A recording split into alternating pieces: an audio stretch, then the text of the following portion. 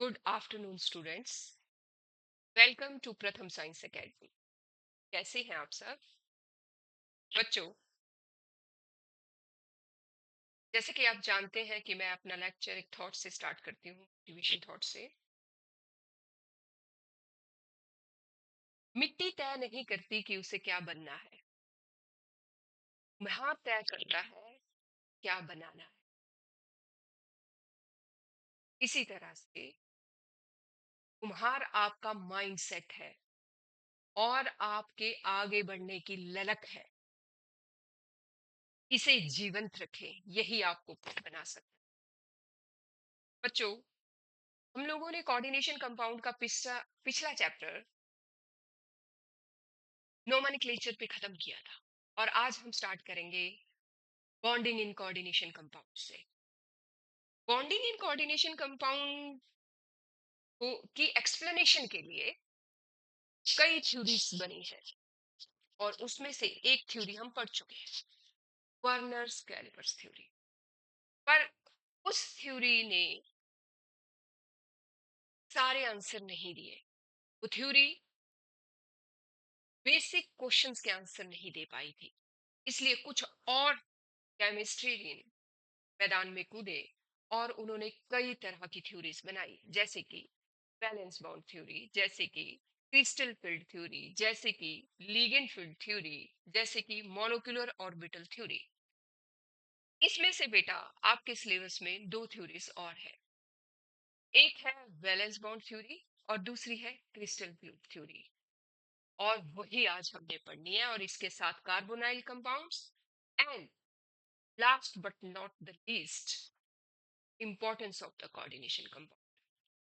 वो कौन से क्वेश्चन थे जो वर्नर्स कैलिपर्स थ्योरी एक्सप्लेन नहीं पाई थी?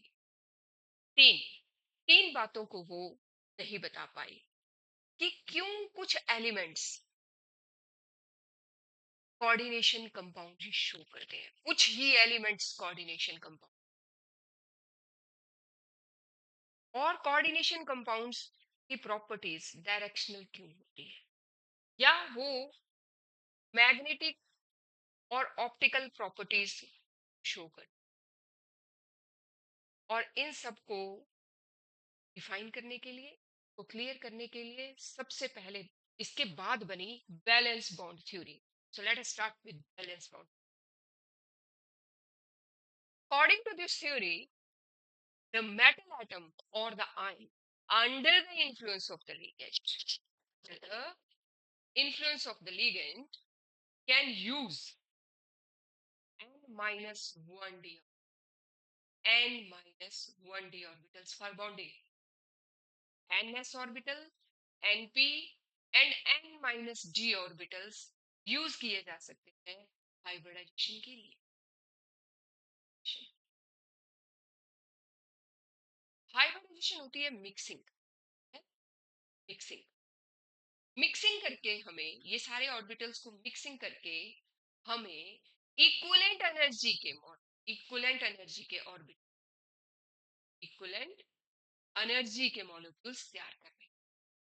ठीक है, वो कैसे के तैयार किए जाते हैं और तैयार होने के बाद उनको कौन सी ज्योमेट्री के लिए इस्तेमाल बनाते हैं? Tetrahedral geometry, square planar geometry and octahedral geometry. Hybridised orbital का क्या मतलब? Overlapped organic orbitals, overlapped orbitals, और वो ऑर्बिटल्स जो डोनेशन, इलेक्ट्रॉन की डोनेशन को रीजन के द्वारा स्वीकार कर सकते। Let us start with some example. Valence bond theory octahedral complexes बनाती है, ये मैं आपको बात बताती हूँ। हाँ, कुछ पॉइंट्स हैं हमारे पास बैलेंस बॉन्ड थ्योरी के। It is usually possible to predict the geometry of the complex from the knowledge of its magnetic behavior on the basis of the valence theory. क्योंकि वैलेंस बॉन्ड थ्योरी से हम लोग coordination compound का magnetic behaviour predict कर सकते हैं। It is usually possible to predict the geometry, geometry predict कर सकते हैं हम, अगर हमें मैग्नेटिक बिहेवियर पता है इस चीज का। तो लेट स्टार्ट। ये क्या कौन बोलता है? ये बोलती है वैलेंस बॉन्ड थ्योरी, है वैलेंस बॉन्ड, कि अगर हमें किसी किसी मॉलिक्यूल की ज्योमेट्री पता करनी है, अगर हमें किसी मॉलिक्यूल की ज्योमेट्री पता करनी है,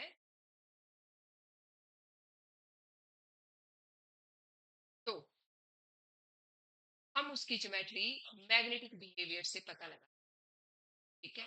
और मैग्नेटिक बिहेवियर तय होता है valence bond. Let's start with an example. ये हमारे पास एक एग्जांपल है कोऑर्डिनेशन कंपाउंड का। हाँ, ये एग्जांपल CONS3 6 3+, ये एग्जांपल है, ठीक है। ये कोबाल्ट है, ये अमोनिया, ठीक है। ये लिगेंड है, ये क्या है? लिगेंड है, लिगेंड है। और जब ये पास आएगा कोबाल्ट के, तो ये इन्फ्लुएंस होगा, इन्फ्लुएंस होगा। यहाँ कोबाल्ट की ऑक्सीडेशन स्टेट क्या है? यहाँ पे हमें पता है कि NH3 की ऑक्सीडेशन स्टेट 0 है, और कोबाल्ट की X कंसीडर कर लो, ठीक है, 0 इक्वल टू कोऑर्डिनेशन कंपाउंड की +3 है, X की कितनी हुई? 0। तो अगर इसकी ऑक्सीडेशन स्टेट, तो अगर आप CO3+ की इलेक्ट्रॉनिक कॉन्फ़िगरेशन देखोगे, तो उसमें 3D में आपके पास कितने इलेक्ट्रॉन होंगे? 2, 4 और 6 इलेक्ट्रॉन, और 4s और 4p एम्प्टी हो।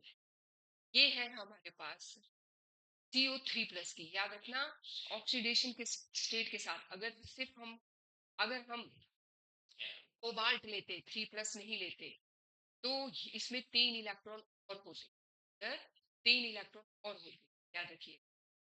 लेकिन हमने 3+ लिया है, तो हमें 3 इलेक्ट्रॉन लेस करने, ठीक है, इलेक्ट्रॉनिक कॉन्फ़िगरेशन में। अब जैसे ही NH3 इसके पास आता है, कोबाल्ट के पास आता है, ये इलेक्ट्रॉन्स अपने आप को पेयर्ड कर ले, क्या कर लेते हैं? पेयर्ड कर लेते हैं, इसमें 3 में और ये 2 खाली हो जाते, ये 2 खाली हो जाते। अब ये 2 कहाँ गए? ये 2, ये यहाँ, ये फर्स्ट 2, ये 2, ठीक है, ये फर्स्ट 2 है, ये वाले 2। और इसके बाद ये S का है, ये 4, ये मिक्स हो चुके हैं, ये S का मिक्स हुआ है, हाइब्रिड है ना ये, और ये मिक्स हुआ है, ये 3। तो इस तरह से हमारे पास 5 ऑर्बिटल बिल्कुल एम्प्टी आ चुके हैं, 5 ऑर्बिटल भी। अब ये क्या है? ये हाइब्रिडाइज्ड है। अब इसमें NH3 अपने इलेक्ट्रॉन करेगा, और कोबाल्ट के साथ अपनी इलेक्ट्रॉन, समझ आ चुका होगा आपको क्या हुआ? यहाँ से ये पेयरिंग, और लीगेंड्स जो लीगेंड्स पेयरिंग करने में कैपेबल हो जाते हैं, वो कौन सी मैग्नेटिक फील्ड तैयार करते हैं? कौन सी मैग्नेटिक फील्ड? डाईमैग। क्या करते हैं? पेयरिंग, पी से पेयरिंग, पी से 2, डाई, डाई पेयरिंग। सो डाई मैग्नेटिक में पेयरिंग हो गया। तो ये इसलिए ध्यान देना बच्चों, क्या बताना चाहते कि ये कंपाउंड डाई मैग्नेटिक इसलिए है क्योंकि इसके इलेक्ट्रॉन NH3 के, ये कोबाल्ट डाई मैग्नेटिक ये बना रहा है इस कंपाउंड कि NH3 ने आकर के इसके इलेक्ट्रॉन पेयर कर, क्या कर दिए हैं? पेयर कर, इसलिए। Is it okay? तो ये आपको क्लियर हो गया कि वो कोऑर्डिनेशन कंपाउंड जिसमें पेयरिंग हो जाएगी डाईमैग्नेटिक, क्या होगा? और ये ऑक्टाहेड्रल है क्योंकि इसमें 6 है, अभी 6 लिगेंड लगे हों ऑक्टाहेड्रल। ओके, सो इस तरह से हमने देखा कि किस तरह पेयरिंग होने के बाद मैग्नेटिक हो जाता है, और 6 हो तो वो ऑक्टाहेड्रल। तो ये हमने ऑक्टाहेड्रल का एक एग्जांपल किया। अब हम करेंगे इसी तरह से ऑक्टाहेड्रल एक एग्जांपल जो कि पैरामैग्नेटिक। अब आप देखिए कि यहाँ पे फ्लोरीन आया है, फ्लोरीन कोबाल्ट के साथ जुड़ा है, वहां NH3 जुड़ा था, था। वो एक स्ट्रॉन्ग लिगेंड होने की वजह से उसने इलेक्ट्रॉन्स की पेयरिंग कर, ठीक है, स्ट्रॉन्ग लिगेंड होने, जो लिगेंड स्ट्रॉन्ग होता है उसकी स्पिन ग्लो होती है, और जो लिगेंड वीक होता है और जो पेयरिंग नहीं कर पाता, वो लिगेंड हाई स्पिन है, high spin. That is six pair of the electrons, one from each NH3 molecule occupies the six high। ये उन्होंने खाली किए और उन्होंने वो ऑक्युपाई करी। दो डी के खाली किए थे, एक एस का और तीन पी, और octahedral geometry with diamagnetic behaviour तैयार हो इन दैट। लेकिन जैसे ही हम दूसरा एग्जांपल उठा रहे हैं जिसमें कि पैरामैग्नेटिक बिहेवियर है वो भी ऑक्टाहेड्रल ज्योमेट्री, लेकिन पैरामैग्नेटिक बिहेवियर है। क्यों? क्योंकि इसमें हमारे पास पेयरिंग नहीं हो। क्यों नहीं हो पाई भाई? ये जो हमारे पास फ्लोरीन है, फ्लोरीन ये स्ट्रॉन्ग लिगेंड नहीं, स्ट्रॉन्ग लिगेंड नहीं है, मतलब इतना स्ट्रॉन्ग नहीं है कि ये यहाँ से भागे, है ना? यहाँ से ये इतना स्ट्रॉन्ग नहीं है कि इनकी पेयरिंग कर, इनको इकट्ठा करके अपने लिए कमरे तैयार कर पाए, इसलिए ये एम्प्टी नहीं कर पाते। और बाहर के डी ऑर्बिटल के अब लीगेंड्स जो लिगेंड्स ये काम नहीं करवा पाते, पेयरिंग नहीं करवा पाते, अंदर की डी नहीं करते, तो हाई स्पिन। हाई स्पिन का मतलब spin free complex, spin free complex. Is it okay? So this is all related, interrelated, directly proposal. what are the things which are directly proposal, जिनका रिश्ता है एक दूसरे के साथ। मैं आपको दोबारा बता रही हूँ कि अगर कोई कॉम्प्लेक्स पैरामैग्नेटिक है, अगर कोई कॉम्प्लेक्स पैरामैग्नेटिक है तो उसका मतलब एक अनपेयर्ड, और अगर अनपेयर्ड इलेक्ट्रॉन उनकी हाई स्पिन है, और हाई स्पिन है इसका मतलब है स्पिन फ्री, ठीक है। और इसका एक और मतलब है कि अंदर के डी ऑर्बिटल्स, इस ये जो बॉन्डिंग है, ये जो केमिकल बॉन्डिंग होनी है, ये नहीं यूज हुए हैं, बाहर के डी ऑर्बिटल यूज हुए हैं, इसलिए DsP3 या डी, ये वाली बॉन्डिंग नहीं बनेगी। sp3d2, sp3d1, इस तरह से बॉन्डिंग, हाइब्रिडाइज्ड बॉन्डिंग। बच्चों होपफुली मैं आपको क्लियर कराने में, और अब है मेरे पास ये देखिए, ये जो कॉम्प्लेक्स हमने लिया है जिसमें हमने बाहर के डी और हुआ क्या कि ये तो खाली करवा नहीं पाया, कौन? ये है फ्लोरीन। तो यहाँ पे ये अपने इलेक्ट्रॉन्स है, एक एस का लेके, तीन पी के लेके, और ध्यान दीजिएगा यहाँ पे तीन, ठीक है, sp3 d3 d2 होगा, ये गलत है ये, क्योंकि हाइब्रिडाइजेशन में हमारे पास कितने होने चाहिए? सिक्स, सिक्स ऑर्बिटल्स होने चाहिए। सिक्स ऑर्बिटल्स में हमारे पास ये जो मिक्स होंगे, ये एक दो तीन चार पाँच छह ही होने चाहिए, और छह हुए तो एक एस का मिक्स हुआ है, तीन पी के और दो डी के, काफी डी। Is it okay? तो इस केस में भी ऑक्टाहेड्रल क्यों बाहर के यूज हुए ये बिल्कुल क्लियर करवा। इसके बाद हमारा एक और एग्जांपल है जिसमें ऑक्टाहेड्रल नहीं, टेट्राहेड्रल्स में, टेट्राहेड्रल वो है हमारे पास एग्जांपल NiCl4 2। अब हमें पता है कि क्लोरीन की ऑक्सीजन, इसकी एक्स ले लो निकिल की, क्लोरीन की क्या होती है? -1 होती है ना, नेगेटिव है ना, -1। और हमारे पास इक्वल है क्या है, जो कि तो इस साइड है, अगर कितनी होगी हमारी ऑक्सीडेशन स्टेट, हमारी ऑक्सीडेशन स्टेट यहाँ पे, और ये 4 से मल्टीप्लाई, 1, ये 4 है ना, ये 4 माइनस 2 से प्लस 4 पे, तो एक्स इसकी ऑक्सीडेशन स्टेट हमारे, ठीक है, 2। इसका मतलब ये 2 Ni2+ है। तो इसमें से ऑलरेडी इस इलेक्ट्रॉनिक कॉन्फ़िगरेशन Ni की इलेक्ट्रॉन थी, उससे 2 इलेक्ट्रॉन ये इलेक्ट्रॉन लिखी जाएगी। और निकल 2+ में हमारे पास इलेक्ट्रॉन होते हैं 2, 2, 4, 2, 6 और 2, 2, 8। अब इसके साथ आया क्लोरीन। और क्लोरीन क्या है, हमारे पास जितने भी ये SO, मतलब सल्फर से रिलेटेड कोई लिगेंड हो, ऑक्सीजन से रिलेटेड कोई लिगेंड हो, और हैलोजन से रिलेटेड कोई लिगेंड हो, तो वो क्या होते हैं, लो स्पिन होते हैं। क्या होते हैं, लो स्पिन होते हैं। और they are not able to pair pair the electrons, they are not able to pair the electron, बाहर वाले ही सारे ऑर्बिटल, ठीक है। तो इस केस में हमारे पास बाहर वाले ही सारे एस और पी ही यूज हुए हैं, क्योंकि 4 ही पेयर डोनेट होने हैं, 4 ही, और चाहिए तो 3 पी देते थे और एक एस। हमारे पास ये हाइब्रिडाइजेशन क्या है, sp3। और sp3 हाइब्रिडाइजेशन का मतलब है टेट्राहेड्रल, टेट्राहेड्रल कॉम्प्लेक्स, एक एस और 3 पी ऑर्बिटल हैं। इस तरह से इक्विवेलेंट एनर्जी।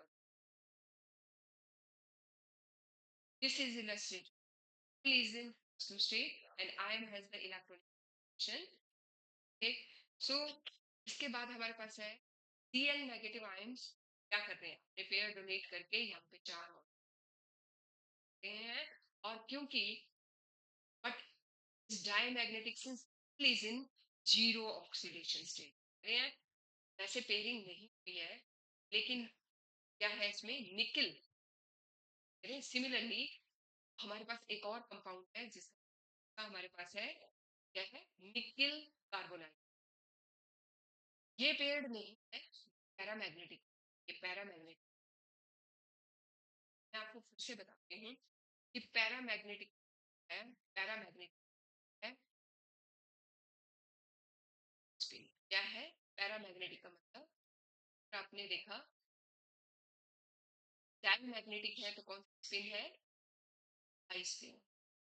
और अगर पैरामैग्नेटिक है, क्या होगी पैरामैग्नेटिक, पैरामैग्नेटिक मींस स्पिन।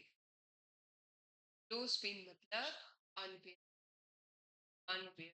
ये सारी बातें डायरेक्टली प्रपोज है, याद रखिए बच्चों, याद रखिए। तो स्पिन अनपेयर्ड, पैरामैग्नेटिक मतलब वीक लिगेंड ये काम करता है, वीक लिगेंड ये, सिंपल, यही है वैलेंस बॉन्ड, यही सब कुछ वैलेंस बॉन्ड थ्योरी डिस्क्राइब। लेकिन यहीं पे दूसरा कंपाउंड निकल का है, वैसे आपने बाल्ट के 2 कंपाउंड देखे, एक पैरामैग्नेटिक और एक डाईमैग्नेटिक। आप हमारे पास निकल के 2 कंपाउंड देखोगे, इसमें कंपाउंड जिसमें एक है जो कि वीक लिगेंड है, यहीं पे कोबाल्ट जुड़ रहा है जो कि स्ट्रॉन्ग लिगेंड है, और ये पेयरिंग कर, और ये डाई मैग्नेटिक। और जब ये डाई मैग्नेटिक बनेगा, इसमें अनपेयर्ड इलेक्ट्रॉन बैटरी होगी स्क्वायर प्लानर, ये ही है और कुछ नहीं है, ठीक है। नेक्स्ट, होपफुली मैं आपको समझाने में कैपेबल, ठीक है। सो इसी तरह से हमारे पास ये है, एक और इन्होंने लिया है NiCN3 कॉल्ड DsP2, इसमें अंदर के इलेक्ट्रॉन, अंदर, अब अगर अंदर के इलेक्ट्रॉन होते हैं, अंदर के इलेक्ट्रॉन से 3D के इलेक्ट्रॉन, के इलेक्ट्रॉन, अगर ये ऑर्बिटल्स अंदर के यूज हो रहे हैं तो हमारी क्या है, सिर्फ 4 हमारे पास लिगेंड्स हैं, 4 लिगेंड्स हैं अगर, तो हमारे पास अगर डी से रिलेटेड है तो हमारे पास डी क्या होगी, डी एस, DsP2, DsP, ठीक है। देखिए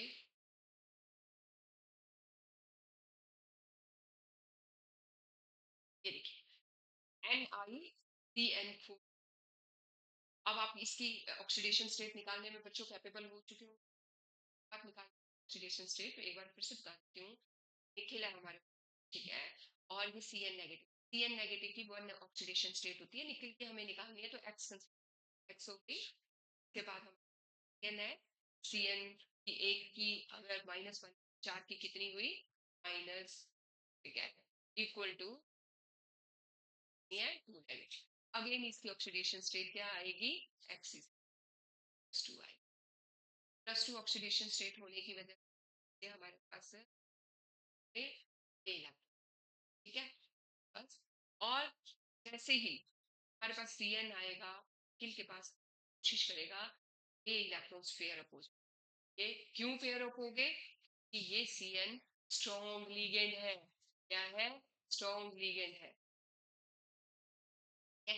और स्ट्रॉन्ग लिगेंड ये पेड़ हो गए।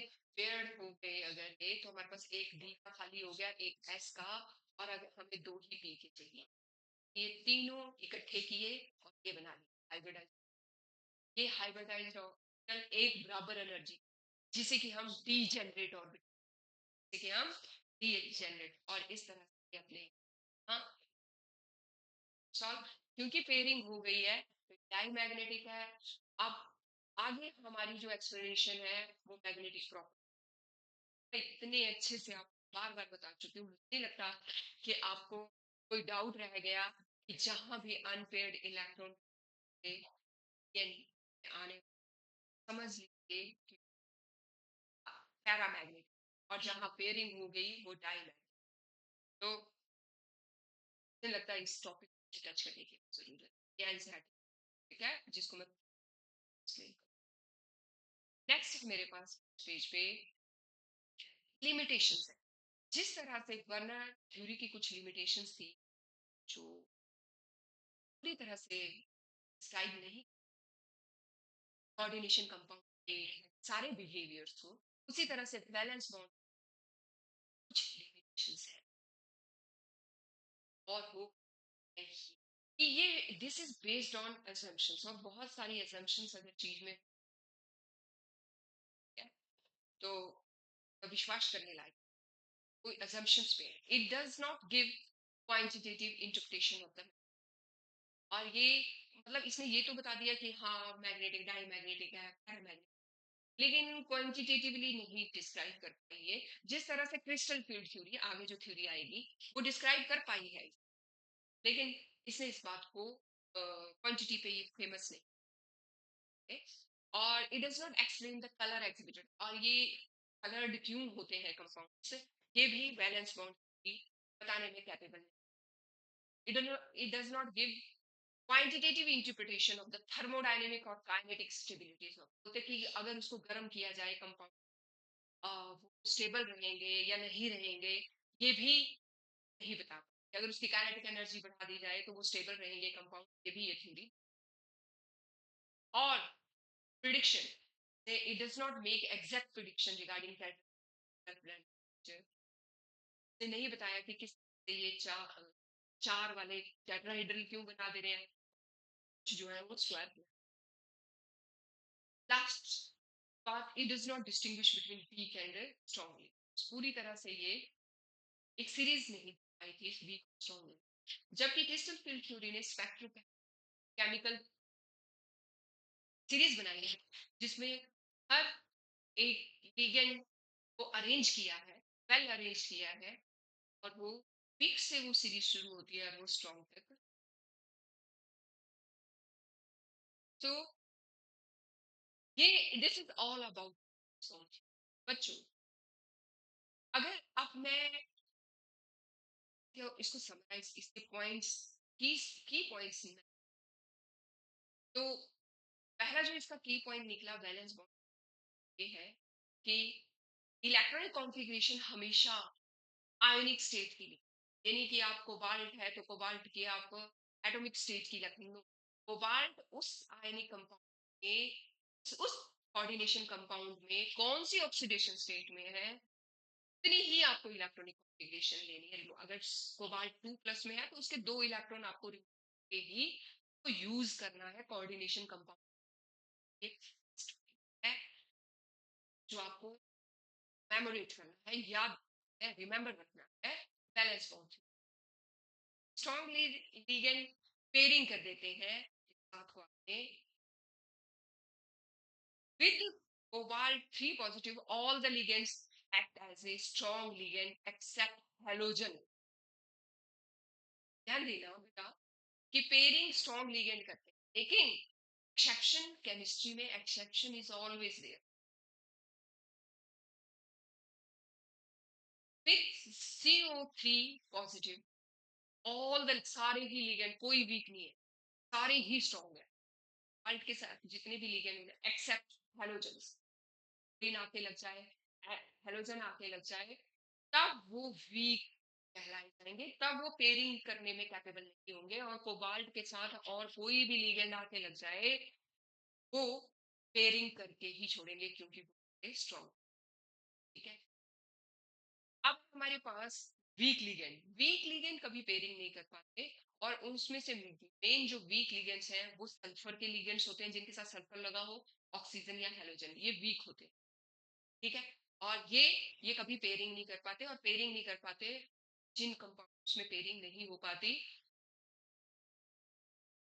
अनपेयर्ड होते हैं, और जो पेयर्ड होते हैं वो paramagnetic. The ligand will form coordinate bond है। लिगेंड कोऑर्डिनेट बॉन्ड, कोऑर्डिनेट का मतलब क्या है, लिगेंड सिर्फ इलेक्ट्रॉन देंगे, लेंगे नहीं। पैरामैग्नेटिक मूवमेंट मैंने आपको फिर से बता दिया, अनपेयर्ड इलेक्ट्रॉन, डाईमैग्नेटिक पेयरिंग। ठीक है, और बहुत और है हमारे पास गौहर मैग्नेट, जो क्या निकालता है मैग्नेटिक मूव, वो मैं आपको क्रिस्टल फील्ड। इतना ध्यान रखिएगा बच्चों कि डाईमैग्नेटिक में कोई पेयरिंग नहीं, सॉरी, डाईमैग्नेटिक में पेयरिंग होती है, और पेयरिंग होने की वजह से कोई भी इलेक्ट्रॉन अनपेयर्ड नहीं। और बोहर मैग्नेटियन का फार्मूला निकालने का होता है nu equal to square root of N N N -2। ठीक है, ये फार्मूला होता है। ठीक है, तो अगर ये फार्मूला है, तो अगर एन फ्री ही नहीं है, कोई पेयर इलेक्ट्रॉन है ही नहीं, हमारा बोहर मैग्नेटियन क्या आएगा, जीरो। तो डाईमैग्नेटिक में मैग्नेटिक डाईमैग्नेटिक जो कंपाउंड होते हैं वो में अनपेयर्ड इलेक्ट्रॉन होता ही नहीं, मतलब एन है ही, जीरो है। एन क्या है, जीरो है, तो इसका मतलब बहुत मैग्नेट होती जीरो, डाईमैग्नेट। पैरामैग्नेटिक में अगर वन फ्री है तो वन डालना है, टू फ्री है तो टू डालने हैं, और उस तरह से आपके पास बहुत मैग्नेट वैल्यू बता देगी कि वो कितने। ये फार्म इस फार्मूले में n+2। ठीक है, और यहाँ पे n डाईमैग्नेटिक में G। Is it okay? This is all about balance bond theory. अब हम पीछे मुड़ के नहीं देखेंगे, अब हम नेक्स्ट थ्योरी देखेंगे, और हमारी नेक्स्ट थ्योरी है क्रिस्टल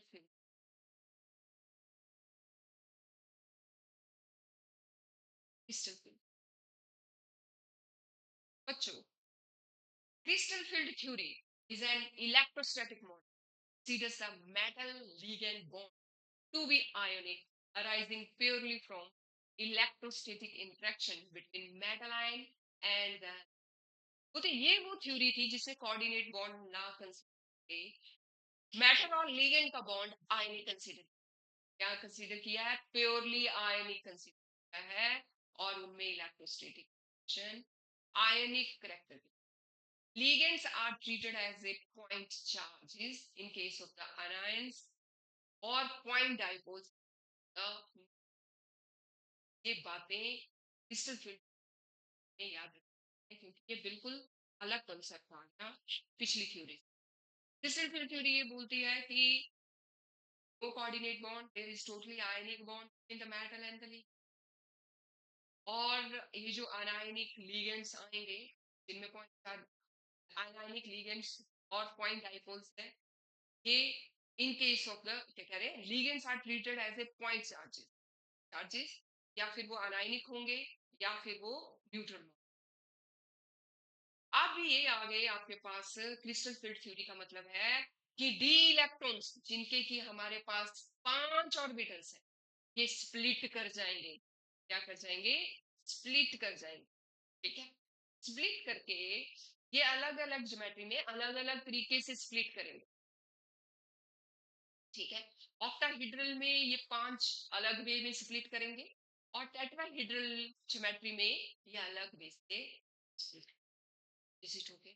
क्योंकि अलग अलग वे में स्प्लिट करेंगे, इसलिए हम इनको अलग अलग पढ़, इसीलिए एनसीईआरटी ने इनको अलग किया। पॉइंट ए में इन्होंने स्प्लिटिंग ऑक्टाहेड्रल की दिखाई है कोऑर्डिनेशन कंपाउंड्स की, और पॉइंट बी में इन्होंने टेट्राहेड्रल ज्योमेट्री एक्सप्लेन की है on the basis of crystal field. So पहले हमें पता है अगर D5 एक ही सीरीज में है और वो टूट नहीं रहे हैं, तो उन्हें हम क्या कहते हैं? डीजेनरेट। क्योंकि वो एक बराबर एनर्जी, क्या है वो? एक बराबर एनर्जी है सारे के सारे। लेकिन अगर टूट जाते, मान लो टूट करके 3 ऊपर होते हैं और 2 नीचे रहते हैं, तो इसका मतलब क्या है कि 3 ऑर्बिटल की एनर्जी थोड़ी हायर हो गई है और 2 ऑर्बिटल की थोड़ी लो रह गई है और वो नीचे रह गई। तो इस तरह से हम उनको डीजेनरेट नहीं कह सकते, क्योंकि अब 5 ऑर्बिटल में से 3 की एनर्जी डिफरेंट है।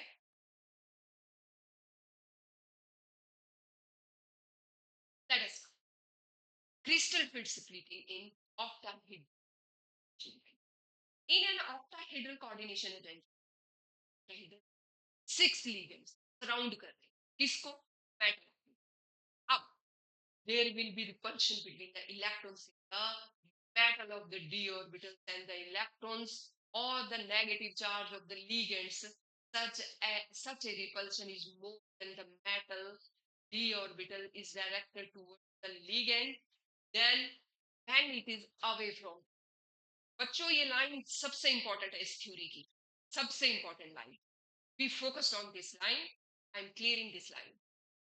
एनसीईआरटी बोलती है कि क्रिस्टल फील्ड थ्योरी के अकॉर्डिंग जैसे जैसे लीगेंड्स मेटल आयन के पास आने की कोशिश करते हैं, वैसे वैसे जो डी ऑर्बिटल्स एक जैसे ओरिएंटेशन के हैं, वो दूसरी तरह के ओरिएंटेशन के जो तो उनको रिपेल करते हैं। फिर बोल रही, जैसे जैसे लीगेंड सेंट्रल मेटल आयन के पास आने की कोशिश करते हैं, वैसे वैसे डी ऑर्बिटल जो कि 5 ऑर्बिटल है, उनमें से 3 ऑर्बिटल एक ही टाइप के ओरिएंटेशन के हैं और 2 ऑर्बिटल्स डिफरेंट टाइप के ओरिएंटेशन के हैं, जिन्हें हम D X square minus Y square एक ऑर्बिटल और दूसरा डी जेड स्क्वायर, ये एक जैसे के हैं। ये अलोंग द एक्सिस अपने ऑर्बिटल्स फॉर्म करते हैं, जबकि ये एडजेसेंट टू बना, ये adjacent to x is right, dxy dyz and dxz। और जैसे जैसे ये पास आने लगते हैं, तो पास वाले जो ऑर्बिटल हैं वो कौन होते हैं? dxy dyz dxz। In case of octahedral geometry ये ज्यादा पास आने लगते हैं लीगेंड, ये वाले ऑर्बिटल्स मेटल आयन के, और ये स्प्लिट करके हायर एनर्जी ले लेते हैं ये वाले ऑर्बिटल्स, और ये हायर एनर्जी लेने से ये ऊपर की तरफ चले जाते हैं और लोअर एनर्जी से नीचे की तरफ चले, क्योंकि एनर्जी है। बीच में एक लाइन बनती है, स्पेसिफिक लाइन है, उसका कुछ नाम है, मैं आपको आगे बताती हूँ। Which are directed between the axis, ये एक्सिस के बिटवीन डायरेक्टेड थी तीनों। ठीक है, और वो अलोंग द एक्सिस। तो ये क्या होगी? डीजेनरेसी ब्रेकडाउन हो गई, की डीजेनरेसी ब्रेकडाउन होगी। क्यों हुई? लीगेंड के आने पर। आई डोंट थिंक सो आपको क्लियर हो चुका होगा कह रहा है। ठीक है, और इसके बाद the octahedral complex to yield 3 orbitals of the lower energy T2G। ठीक है, तो ऑक्टाहेड्रल कॉम्प्लेक्स में 3 ऑर्बिटल लोअर एनर्जी के होंगे और 2 ऑर्बिटल्स हायर एनर्जी के होंगे, जिन्हें ईजी कहा जाएगा। नाम दिए जा रहा है यहाँ, 3 ऑर्बिटल्स को नाम दिया T2G, ठीक है। और लोअर ऑर्बिटल्स जो कि हायर ऑर्बिटल्स जो कि सिर्फ दो है, उनका नाम दिया गया। मैं आपको ये diagrammatically, next page, this splitting, this ये जो स्प्लिटिंग हुई है, ये जो डीजेनरेशन हुई है, इसने ये तैयार, ये देखिए, ये देखिए, इसमें क्या हुआ है, हमारे पास ये डीजेनरेसी थी, ये डीजेनरेट होता है, ये एक बराबर एनर्जी के, हमने इनको हाइब्रिडाइज किया, एक पांच। अब क्या हुआ है कि जैसे जैसे ये कोबाल्ट के पास आने लगे थे, कोबाल्ट का एग्जाम्पल, ठीक है, जैसे जैसे ये लिगेंड्स कोबाल्ट के पास आने लगे थे, वैसे वैसे जैसे जैसे ये लिगेंड्स कोबाल्ट के पास आने लगे थे, वैसे वैसे ये टूटना शुरू हो, डीजेनरेट ऑर्बिटल, डीजेनरेशन टूटी, ईजी ऑर्बिटल्स ऊपर चले गए, दो है, कौन से, D Z square minus Y square और डी जेड स्क्वेयर, ठीक है, ये ऊपर चले गए। डिफरेंस ऑफ एनर्जी कितना पड़ा, मेन लाइन से, जिसे हम बेरी सेंटर कहते हैं, ये है मेन लाइन, इतनी थी इनकी एनर्जी, इनकी हाई हो गई, ये ऊपर चले गए, इनकी लो हो गई, ये नीचे आ गए, इतनी एनर्जी हाई है 3/5 डेल्टा, ठीक है, ऑक्टाहेड्रल है, ये ओ लगाया है ना, ये ऑक्टाहेड्रल है, this represents octahedral, okay, and ये इतनी लोअर होगी 2/5, तो पांच ऑर्बिटल टोटल, ये पांच क्या है, ये पांच, पांच ऑर्बिटल है टोटल, क्या, पांच का मतलब पांच ऑर्बिटल में से, क्या, दो, दो ऊपर चले गए और तीन नीचे, इसे हमें ईजी पॉइंट है, और ये G2G, इज इट क्लियर? सो अब मैं इसे पढ़ने जा रही हूँ। Due to the presence of the ligands in the definite geometry is termed as crystal field splitting, बोलते ये जो डीजेनरेसी टूटी है, ये जो डीजेनरेसी टूटी है लिगेंड के पास आने से, हाइब्रिडाइज्ड ऑर्बिटल्स की, ये, इसे हम क्रिस्टल फील्ड स्प्लिटिंग कहते हैं, ठीक है। And the energy separation, energy की जो सेपरेशन है वो डेल्टा सबस्क्रिप्ट से दी जाती है, ऑक्टाहेड्रल सबस्क्रिप्ट से, delta octahedral subscript. Thus, the energy of the two AG orbitals will increase by 3/5, and that of the three 2TG increase by, क्या ही याद करना है, बस समझना है, कुछ भी रटना नहीं है, ठीक है। क्रिस्टल फील्ड स्प्लिटिंग ऑक्टाहेड्रल में ये एनर्जी डिफरेंस है, ये है एनर्जी डिफरेंस, ये, ठीक है। कुछ लिगेंड्स स्ट्रांग होते हैं और कुछ वीक होते हैं, some ligands are able to produce strong field which the splitting will be large, तो स्ट्रॉन्ग लार्ज स्प्लिटिंग करेंगे इनकी इस गैप को, और अगर वीक हुए तो कम स्प्लिटिंग होगी, ठीक है, वीक लिगेंड्स। अब कैसे पता लगाएं भाई कि लिगेंड स्ट्रॉन्ग जुड़ा है या वीक, उसके लिए एक्सपेरिमेंटली सबकी वैल्यूज स्प्लिटिंग की निकाली हुई है और उसकी सीरीज रेडी कर दी गई है। उसकी सीरीज ये है जिसमें हेलोजन शुरू में है और कार्बोनाइल सबसे एंड में है। Is it okay? हेलोजन्स और सल्फर,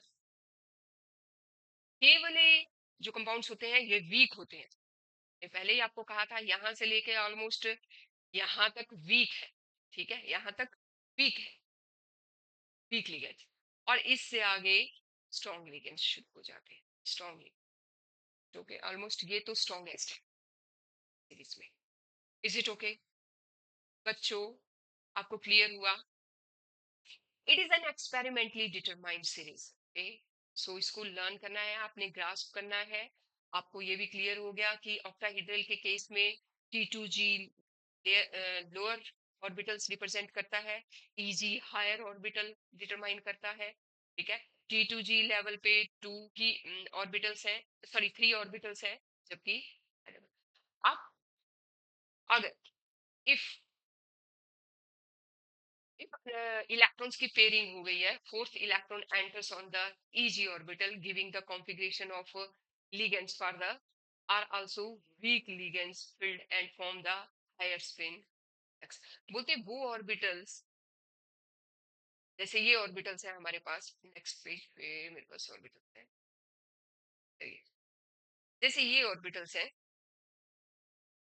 अगर पेयरिंग हो गई, अगर पेयरिंग नीचे मतलब सिंगली सिंगली ये सारे ना फिल्ड हो करके, ठीक है, सिंगली सिंगली ना ये जा करके यहाँ पेयरिंग हो जाती है, तो ये क्या है, लो मैग्नेटिक है, पर नहीं भरे हैं, ठीक है, कितने थे मेरे पास, चार थे, ठीक है, और ये कैसे है, ये नीचे नीचे वाले पहले भर गए हैं, तो समझ लो वो डाई मैग्नेटिक है, अदरवाइज ये सिंगली सिंगली पहले भरना चाहिए था, तो वो क्या होगा, डाई मैग्नेटिक, ठीक है, क्योंकि, ठीक है, तो इसमें, तो इसी तरह से अगर ये सिंगल सिंगल सिंगल पर जाते हैं, मतलब ये सारे सिंगल सिंगल रह जाते हैं तो पैरामैग्नेटिक, और नीचे पेयरिंग स्टार्ट हो जाती है तो die magnetic, okay.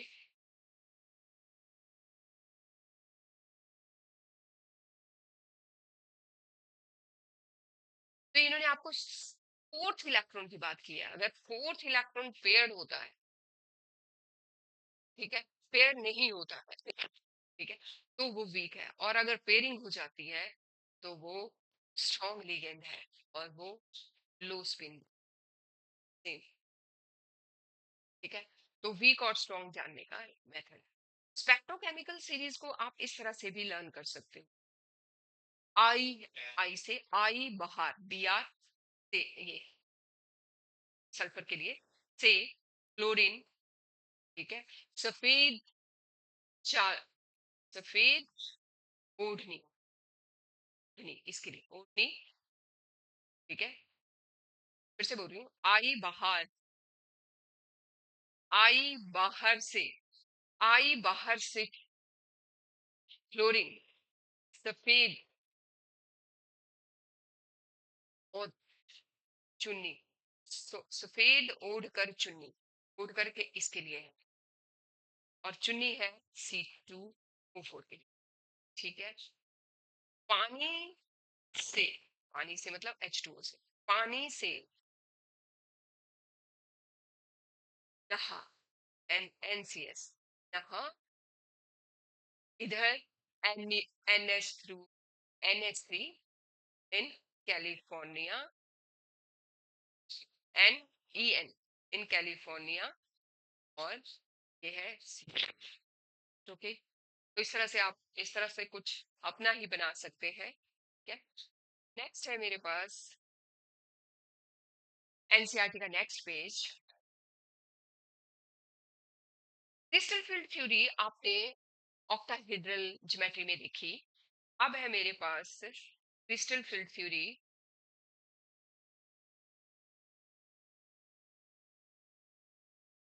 crystal field theory in case of tetrahedral geometry, in case of tetrahedral geometry, let us start, ठीक है, tetrahedral geometry में जब ligands पास आते हैं मेटल आयन के, तो दो ऑर्बिटल्स नीचे रह जाते हैं और तीन ऊपर जाते हैं, उल्टा होता है ऑक्टाहेड्रल से उल्टा, ठीक है, मैं फिर बता रही हूँ बच्चों, ऑक्टाहेड्रल में दो ऑर्बिटल स्प्लिट होके हायर एनर्जी पे गए थे, लेकिन टेट्राहेड्रल में तीन ऑर्बिटल्स ऊपर जाएंगे हायर एनर्जी पर, और लोअर एनर्जी पे हमारे पास, क्योंकि इस ज्योमेट्री में डिफरेंट ओरिएंटेशन के साथ ये सामने आएंगे, इसलिए ये इनकी स्प्लिटिंग डिफरेंट होगी, टूटेंगे तीन और दो में ही, लेकिन इसमें तीन ऊपर जाएंगे और दो नीचे, एनर्जी का डिफरेंस भी डिफरेंट रहेगा, ठीक है, लेट अस स्टार्ट, इन tetrahedral coordination identity D orbital split होगा, पर उल्टा, इन्वर्टर, ठीक है, इन्वर्टर उल्टा, to what octahedral field splitting, is it okay, for the same metal, the same ligand and the metal ligand distances, it can be shown that delta T, वहां पे हमने delta ओ लिया था, तो वो एनर्जी किसकी बता रहा था, ऑक्टाहेड्रल की, यहाँ हमने डेल्टा टी लिया है, तो टी का मतलब यहाँ है टेट्राहीड्रल की एनर्जी। तो टेट्राहीड्रल में जो एनर्जी रहेगी वो इस तरह से 4/9 delta, it can be shown that delta t is equal to 4/9 that of delta octahedral, delta octahedral. ये इस तरह से रिप्रेजेंट की जाती है, ये फार्मूला है। ठीक है, अगर टेट्राहेड्रल की दी हो और 4/9 दी हो तो आप ऑक्टाहेड्रल की उसी लीगेंड और उसी मेटल आयन की एनर्जी निकाल सकते हैं, है ना। फार्मूला है, please grasp it. Consequently, the orbital splitting energy are not sufficiently large for forcing pairing. Low spin configuration are rarely. So G subscript is used for the octahedral and square planar complexes which have entire of the symmetry. Since tetrahedral complexes lack symmetry, tetrahedral geometry में symmetry नहीं होती है और square planar symmetrical होता है, तो इसलिए इनकी एनर्जी भी डिफरेंट होगी, इनकी एनर्जी भी डिफरेंट होगी। और इसलिए जहां टी सब्सक्रिप्ट है वहां पे हम स्क्वायर प्लानर के लिए कौन सी सब्सक्रिप्ट यूज कर रहे हैं? जी। कौन सी सब्सक्रिप्ट यूज कर रहे हैं? जी। G subscript is use for the octahedral and square planar complexes which have entire centre symmetry, जिसमें सेंटर ऑफ सिमेट्री है subscript G. Let me clear, subscript G क्यों है? क्योंकि सेंटर ऑफ सिमेट्री है, सेंटर ऑफ सिमेट्री है। कौन सी geometry में है भाई? सिमेट्री। किस किस में है भाई? Subscript G centre of symmetry किस किस में है? ऑक्टाहेड्रल में है, ऑक्टाहेड्रल और स्क्वायर प्लानर में, टेट्राहेड्रल में नहीं है, square planar, square planar. Is it okay? So G subscript is not used with energy levels ना। किस केस में? इन टेट्राहेड्रल, क्योंकि टेट्राहेड्रल में सिमेट्री नहीं है, इसलिए जी सब्सक्रिप्ट इसमें use. Keep in mind, keep in mind. आप ये देख ही रहे होंगे, यहाँ भी जी नहीं लगा है और यहाँ भी जी नहीं लगा है, लेकिन अगर आप पीछे जाएंगे ऑक्टाहेड्रल ज्योमेट्री में, मैं आपको दिखाती हूँ। ये देखिए, ये ये देखिए, यहाँ पे अगर आप देखेंगे तो यहाँ जी लगा हुआ है, लगा है जी। जी, क्योंकि ये सिमेट्रिकल है। क्या है इनमें? सेंटर ऑफ सिमेट्री है, किसमें? ऑक्टाहेड्रल में और स्क्वायर प्लानर में। ये जी एनर्जी को रिप्रेजेंट करने के लिए लगा है क्योंकि इनमें सेंटर ऑफ सिमेट्री है। This is all about crystal field theory का, नथिंग टफ। ठीक है, अब मैं आपको बताने जा रही हूँ वो जो बैलेंस बॉन्ड थ्योरी नहीं बता पाई, वो क्रिस्टल फील्ड थ्योरी बता पाई। क्या? कि ये compounds of coordination compounds coloured क्यों है। ठीक है, तो कोऑर्डिनेशन कंपाउंड कलर क्यों है? क्योंकि जब ये इलेक्ट्रॉन्स थोड़ी सी एनर्जी लेके इस इन ऑर्बिटल से ऊपर आ जाएं और ऊपर वाले एनर्जी थोड़ी सी एनर्जी छोड़ के नीचे आ जाएं, तो नीचे निकल आते वक्त ये रेडिएशंस छोड़ते हैं और ये विजिबल रीजन में, और ये जो रेडिएशन ऑब्जर्व करते हैं जिस कलर की, उससे कॉम्प्लीमेंट्री कलर, उससे कॉम्प्लीमेंट्री कलर ये शो करते हैं। ठीक है, इसलिए कोऑर्डिनेशन कंपाउंड कलर होते हैं, और जो ऐसा नहीं करते हैं कंपाउंड्स, वो कलरलेस होते हैं। आपने देखा होगा रेड रूबी, रेड रूबी। ठीक है, क्यों होती है? क्योंकि वो ये जो ऑर्बिटल्स हैं, रेड का जो कॉम्प्लीमेंट्री कलर है उस वक्त एब्सॉर्ब कर विजिबल रेडिएशन से। Is it okay? मैं इसको आपको नेक्स्ट पेज में और क्लियर कराऊंगी एग्जांपल दे के diagrammatically.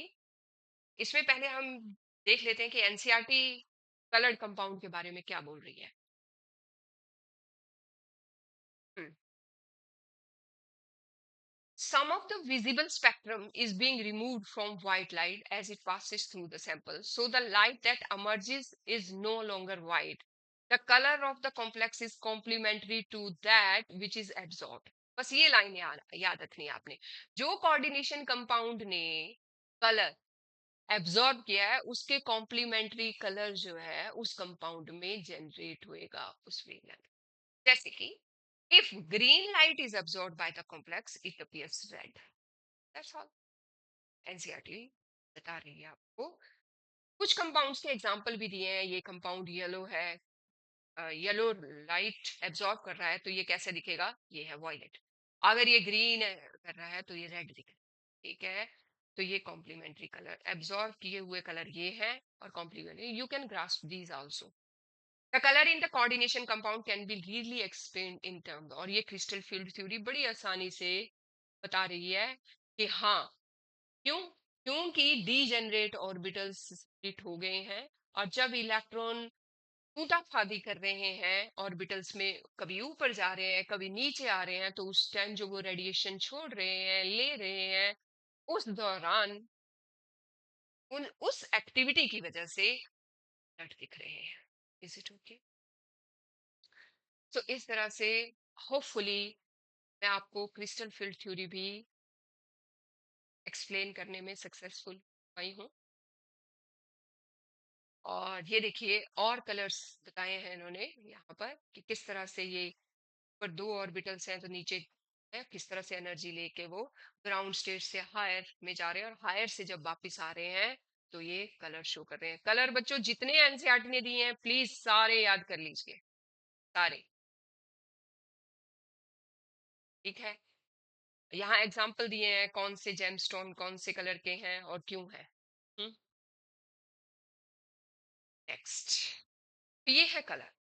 The colour of the complex is complementary to that, है ना। देखो ये वॉयलेट है तो येलो दिखेगा, अगर ब्लू एब्जॉर्ब की है तो ऑरेंज दिखेगा, अगर रेड ऑब्जर्व की है तो ग्रीन दिखी है। Nothing tough in this. Okay, ये एग्जांपल्स हैं। इसकी भी कुछ लिमिटेशंस हैं, इस थ्योरी की भी कुछ लिमिटेशंस हैं। क्या लिमिटेशंस हैं भाई? Crystal field model is successful in उसने सक्सेसफुल किस किस चीज में सक्सेसफुल, कलर बता दिया, मैग्नेटिक बिहेवियर बता दिया, बोहर्स मैग्नेटॉन फार्मूले की फॉर्म में बता दिया, और स्ट्रॉन्ग और वीक लिगेंड्स भी बता दिए। लेकिन क्या नहीं बता पाई, ये भी एजम्पशंस पे बेस्ड है। तो एक एजम्पशंस की वजह से ये वीक रह गई, इसलिए और थ्योरीज आई। कौन कौन सी? एलएफटी आई, लिगेंड फील्ड थ्योरी आई सामने। Further it does not take into account the covalent character of the bonding, covalent character नहीं लिया इसने बिल्कुल भी। Anionic ligand activity found at low end of the spectrum series. ठीक है, पॉसिबल नहीं है। Anionic ligand should exert the greatest splitting effect. ये सब असेम्पशन के ऊपर बेस्ड है, इसलिए ये एलएफटी थ्योरी सामने आई। अब है हमारे पास bonding in metal carbonyl. Metal और कार्बोनाइल, कार्बोनाइल ग्रुप का फॉर्मूला सीओ होता है, ई कैपिटल, दोनों कैपिटल। कार्बोनाइल, ठीक है, ये कार्बोनाइल ग्रुप है, ये मेटल के साथ ज्वाइन करता है। ये किस तरह से ज्वाइन करता है? ये सिग्मा बॉन्ड से भी ज्वाइन करता है और पाई बॉन्ड से भी ज्वाइन करता है। और ये होमोलेप्टिक है क्योंकि ये 3 4 5 6 जितने भी ये ज्वाइन कर सकता है सेंट्रल मेटल आयन के साथ, ऑक्टाहेड्रल ज्योमेट्री बना सकता है। 6 है तो octahedral. Is it okay? So डेका ये 3 से भी जुड़ सकता है, ठीक है, और 2 मैग्नीशियम के साथ, और 10 आकर के ये बॉन्ड बना सकते हैं। देखते हैं कि ये ज्यादा स्ट्रॉन्ग बॉन्ड क्यों बना पाता है। क्योंकि ये बॉन्ड बनाता है सिनर्जिक बॉन्ड, सिनर्जिक बॉन्डिंग। अभी सिनर्जिक बॉन्डिंग क्या होती है? पहले केमिस्ट्री में कभी भी नहीं है, +2 तक केमिस्ट्री पढ़ते पढ़ते हो गए, कभी भी नहीं सुना होगा आपने, है ना। तो बच्चों, सिनर्जिक बॉन्डिंग का मतलब है कि यहाँ पे सिग्मा बॉन्ड तो लीगेंड, ये लीगेंड है, CO is ligand here, CO is ligand here. तो ये तो अपने इलेक्ट्रॉन देगा ही यहाँ पर, लेकिन ये मेटल बोल रहा है मेरे, मैं भी मेटल हूँ, मेरे में भी कैपेसिटी है देने की, तो ये पाई बॉन्ड के थ्रू इसको देने की कोशिश कर, और इस तरह की बॉन्डिंग को हम सिनर्जिक बॉन्डिंग, और ये बॉन्डिंग और स्ट्रांग हो जाती है, ये बॉन्डिंग और स्ट्रांग हो जाती है, और इसे हम सिनर्जिक बॉन्डिंग, इसे हम सिनर्जिक बॉन्ड, और इसे ही हम सिनर्जिक इफेक्ट कहते हैं, जो इस बॉन्डिंग को और स्ट्रांग कर देता है मेटल और कार्बोनाइल। और बच्चों, ये डायग्राम्स आपने निकिल के साथ, अगर 4 है तो टेट्राहीड्रल में तैयार करना है, अगर 5 है कार्बोनाइल आयरन के साथ जैसे ये रिप्रेजेंट कर रहा है तो बाई पिरामिडल ज्योमेट्री शो करनी है ट्राइगोनल के साथ।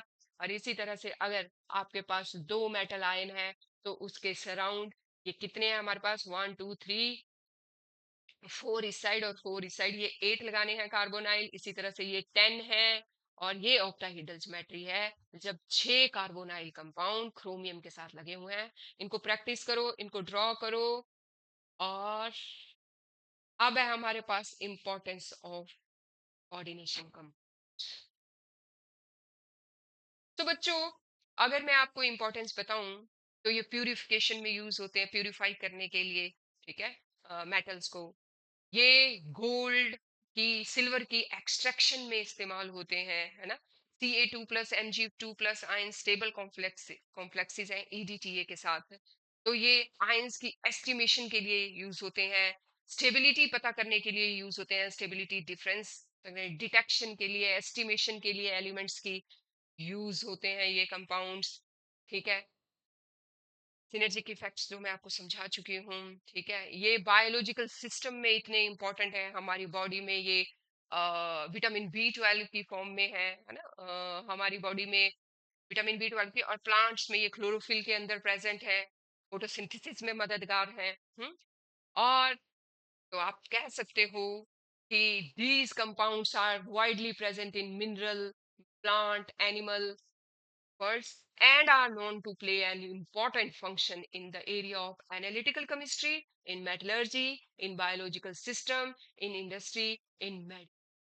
That's all.